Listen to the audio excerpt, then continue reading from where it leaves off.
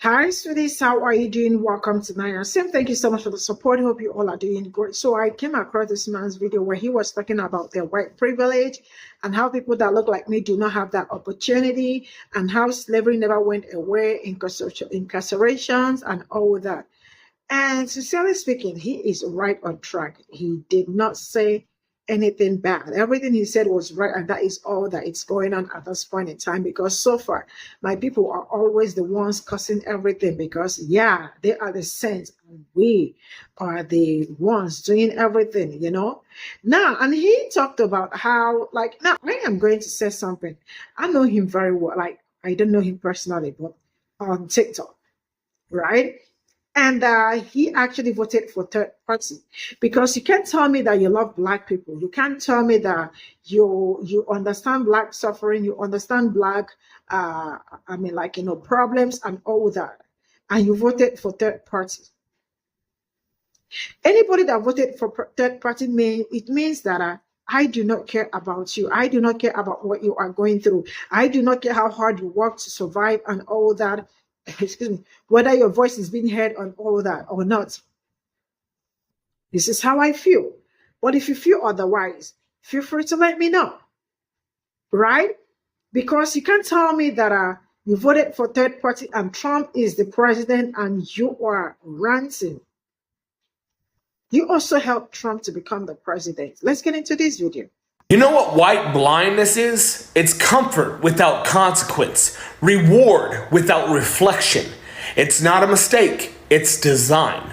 Most of us float through life thinking things are fair, that everyone gets a shot, that racism is some fringe relic. Those beliefs exist because we've never been forced to learn otherwise. This blindness doesn't come from ignorance alone. It comes from protection, deliberate insulation. The system makes damn sure we never have to see past our own skin. That is white blindness, the illusion of equality in a rigged game. We don't see the fire because we're standing in the only part of the building that is not burning. We don't recognize systemic racism because we don't endure it. It's not aimed at us. It doesn't stalk our children, target our bodies, or deny us opportunity.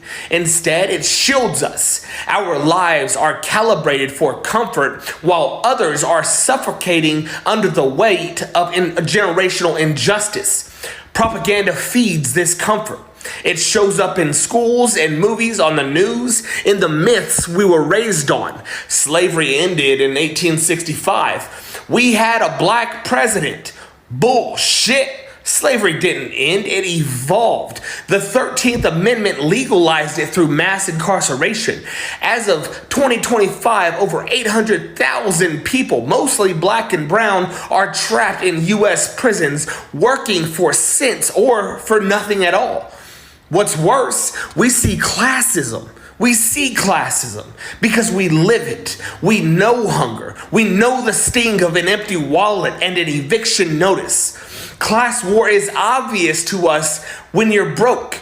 We don't hesitate to curse the billionaires and the CEOs, but when someone points out that racism intersects with that same class war, hits black and brown folks harder, we shut down. We question it. We demand proof. We act like race is an afterthought instead of a driving force. Fact. Black Americans are 5 times more likely to be incarcerated than white folks. Students who are black are 3 times more likely to be suspended. And the wealth gap, still staggering. Black families barely hold 1/10 of the wealth of white ones. Even now, in housing, jobs, education, healthcare, every system, every metric, black people they face obstacles white folks are spared. And still, many white folks say, that's not my fault. Maybe not, but here's the truth. You're still benefiting from it. And choosing to ignore it, that is your fault. You're walking through a system that lets you move freely while others are hunted, and you call that normal? Some say, I'm not racist. Well, that's not enough. Being polite doesn't undo a violent system. Not saying slurs doesn't erase redlining, segregation, or police brutality. Silence keeps the machine running. Neutrality is a shield for power. This isn't about guilt. It's about responsibility. You didn't build the system, but you are riding the wave. And if you're not fighting to dismantle it, you are helping to hold it up. White privilege is not about luxury, it's about escape. We get to avoid the worst parts of the system. We don't have to teach our kids how to survive a traffic stop. We aren't assumed guilty before speaking. That's power, even if we didn't ask for it. Use that power to do something. Read, listen, show up, stop centering yourself. Don't wait for someone to educate you. Your black friend is not their responsibility. Go get uncomfortable on purpose. Make mistakes, apologize, learn, grow, then get back in the fight. Angela Davis said, "It is not enough to be non-racist. We must be anti-racist." That means action. It means confrontation. It means risking comfort, risking reputation, risking silence. Others risk their lives just walking down the street. Stop pretending it's someone else's problem. Stop treating racism like a ghost story. It's real, it's deadly, and it's baked into every corner of this country. If you benefit from it, you have a duty to fight it. No more hiding. No more passivity. No more comfortable blindness. Tear the damn blindfold off. Either get in the fight or get the hell out of the way. Evolution ain't some pipe dream or slogan on a protest sign. It is survival now. It's been a long time coming, generations deep. I've had this conversation in foxholes, rehab centers, picket lines, prison yards, and kitchen tables with working folks, conservatives, liberals, leftists, hell. Most people don't even label themselves anymore because no matter what they believed in, the system betrayed them all the same. Left them broke, sick, buried in debt, or dead. This system doesn't malfunction. It functions to funnel every resource, every drop of labor, every moment of your life straight into the pockets of a handful of oligarchs. That's not a bug. It's the design. They give us elections, but not democracy. Wages, but not dignity. Laws, but no justice. Rights on paper and cages in practice. Right now in 2025, 3 men control more wealth than half of the U.S. population. Half. While 60% of Americans can't even handle a $500 emergency. Rents are up 30%, wages are stagnant, over 1 million people are homeless, and our life expectancy is dropping. Meanwhile, politicians argue over who deserves health care. And billionaires build bunkers in New Zealand. And every time we rise up, they crush us. Not metaphorically, literally. They murdered Fred Hampton in his sleep. They hounded MLK until a bullet finished what the FBI started. They locked up Asada, sabotaged unions, infiltrated Black Panthers, Occupy, Standing Rock, BLM, all of it. Not because those people were violent, but because they dared to build power outside of the state. They dared to dream collectively. I've heard old guys at the Legion Hall say, "We fought for freedom." And I believe them, but we didn't bring it home. We fought to protect corporate interests. We fought in wars that made contractors rich and left our friends in body bags. You come home and what's waiting? VA backlog, no jobs, opioids, a court system that treats you like a disposable nuisance. And they got the nerve to call that freedom. What we've got is a machine, one that chews through human beings and spits out profit. It feeds off of division, black versus white, rural versus urban, citizen versus migrant, man versus woman, anything to keep us turning on each other instead of looking up at the parasites bleeding us dry. This ain't a red state versus blue state problem. It's a class war, and most of us are losing because we've been told the enemy is our neighbor. You ever read Eugene Debs? He said, while there is a lower class, I am in it. While there is a criminal element, I am of it. That's not just poetry, it is commitment.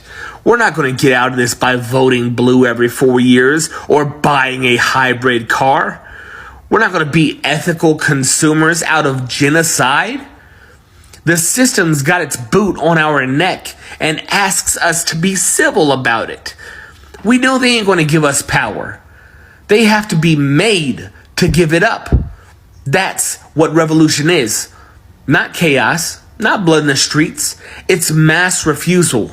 It's a general strike. It's workers taking the factories, tenants taking the buildings. It's communities feeding each other, protecting each other, replacing this death cult economy with something human. Liberals want reform, conservatives want a reset, but both of those still assume the system can be saved. I'm here to say it can't. This system is in crisis. It's a burning house, and we're still arguing about whether to call the fire department or paint the walls. I say we build a new house, not for profit, but for people. Angela Davis said, I am no longer accepting the things I cannot change. I am changing the things I cannot accept. I can't accept children freeze to death while billionaires take tax breaks. I can't accept another generation crushed by debt, war, and addiction. I can't accept a system that rewards cruelty, punishes kindness, and sells us back our own humanity at a 19% APR. We need revolution. Not tomorrow, not someday, now. Because the longer we wait, the worse it gets. The fire's already started. Question is, are we going to let it consume us? Or are we finally going to rise from it?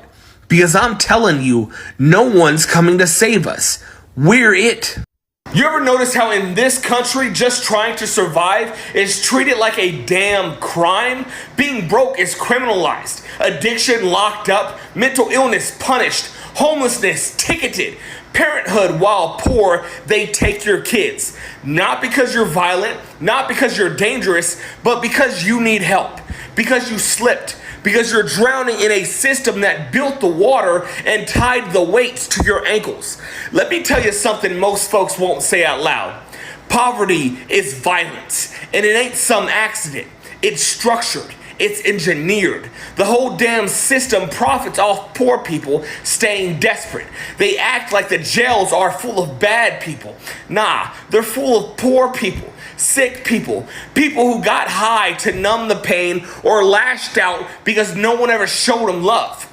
But you won't see no CEOs behind bars for gutting pensions or landlords fined for letting families freeze in the winter. You steal a loaf of bread to eat, you're a criminal. They steal millions with a pen, they get a bonus. I got locked up more for being broke and sick than I ever did for hurting anyone. You checked yourself into a hospital because you're not okay. Next thing you know, you're in paper scrubs with handcuffs on the bed. You try to get sober and they call it liability.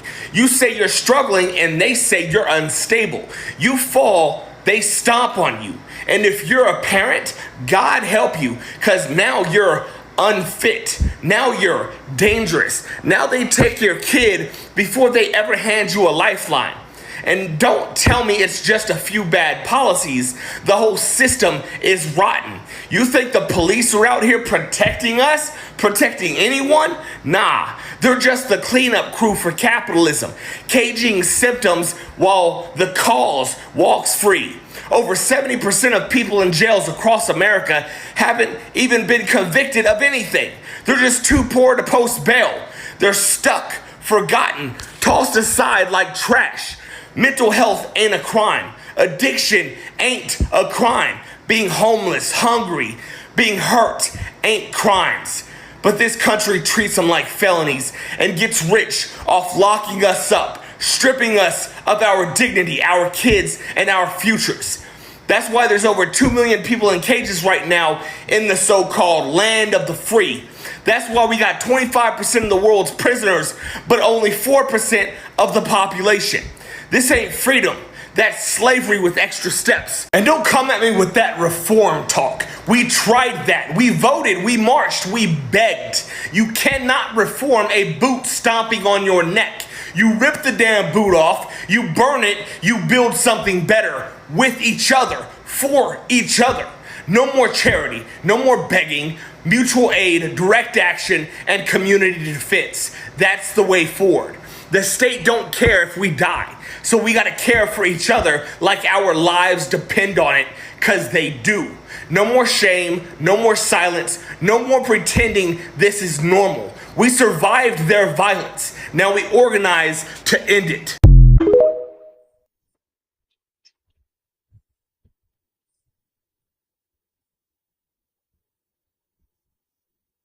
This is all I got from this video, and shout out to this young man for speaking up the truth. But there is this same man actually voted for third party. Yeah, now let me tell us something. Sometimes when we want to be activists and all that, I hope it is okay to at the same time be on the right track when all these things are happening, because you can't tell me that you want the betterment of people that look like me and other group of people, especially the poor ones too, because according to him, he is a poor white man, right? This is what he said. What are you doing to make sure that you have a better space? You are in a better space. You are in better, like your life is better than what it used to be before. But that I am going to stop at that. I don't want to forget that he also. But one thing I'm saying is that when you are also speaking about things being better, right? Make sure you are also an agent of change, not just screaming that I want life to be better, I want things to get better, but you are not working towards making things better. I don't know if you get what I am saying. Now, everything he said is actually correct, on point, right, true. He spoke nothing but the truth, right? And the truth is that, he spoke nothing to you. Sorry, I'm repeating myself. Where he talked about how white privilege, how they are not taught to navigate through checkpoints or police and all that. All these are their privilege that majority of them have refused to acknowledge. Yes, we all know that slavery never went away. Did it ever go away? It has never. It's only evolved. And who are the people going through it? It's people that look like me, most especially. Other people of color get to experience it, but not as bad as people that look like me. So what are they? I am going to keep asking, what are you people actually doing, saying to make things better? I mean, it's so easy for people to actually come out on the internet to talk about it. What impact are you also making to make sure that people that look like me have better life? Because if you look around, majority of the people that are raped, deceased, and all that are mostly your neighbors, your families, and all that. What have you actually done, especially through the words of my evangelism? It's called evangelism, right? Going out there to talk to them, to speak to them, to let them know that what you people are doing are affecting some group of people. Just like the way they all voted for Orange Man and everybody's screaming, life is hard, life is hard, life is hard. But why did you vote for him in the first place? Right? Why did you vote for Justine? Because a vote for Justine is a vote. Because don't tell me you are politically smart and you do not know that there has never been a time third party only, like, I don't know, but I feel like a vote for third party is like a waste of votes. If I am not saying the truth, you can also let me know. A third party vote is a waste of, it's a huge time waste of votes, and at the same time supporting the person you do not want to vote for to have upper hand. So each time I am talking about all these people coming out here to like us, these pro-Palestinians and all that, I first of all ask you, who did you vote for? And then who you voted for at the same time, let me know how to judge you. You voted for third party and this man won. You want life to be better for you. You want to be rich overnight. You don't want to pay. How is that even possible? It's not. You can work at Walmart, and you are going to a Target to go and take salary. It's not possible. So you all have to continue evangelizing, telling one another that you can. So because I feel like when people try to be racist towards other people, you are at the same time hurting yourself. Because now they thought it was going to start with my people, but it's hurting them badly. It's hurting the economy even. The economy is going bad on daily. My people have been at the receiving end all the time. Has there been any time that they are not at the receiving end? No. Starting from the history to this very moment. Good message. He said it all. Incarcerations and all that. Yes. It's happening to people that look like me. And tell me how many percent of Black people and how come each time they want to talk about crime, they tell you it is Black people over police community. Bye for now.